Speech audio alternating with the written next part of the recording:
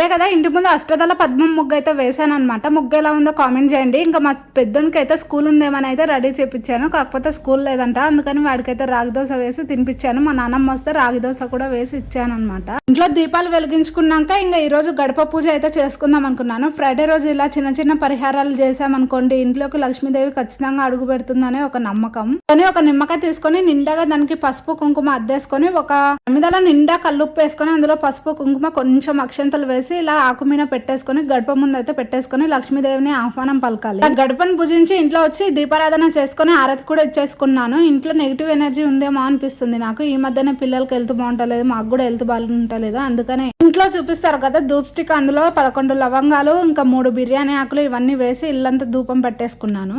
Friday వీలైనంత వరకు చేసుకుంటూ ఉంటే ఇంట్లో ఏమైనా నెగిటివ్ ఎనర్జీ ఏమైనా ఉంటే కూడా పోతాయి అనమాట. వీడియో నచ్చితే తప్పకుండా ఒక్క లైక్ ఇచ్చి అలాగే సబ్స్క్రైబ్ చేసుకొని వెళ్ళండి అబ్బా. ఉంటాను.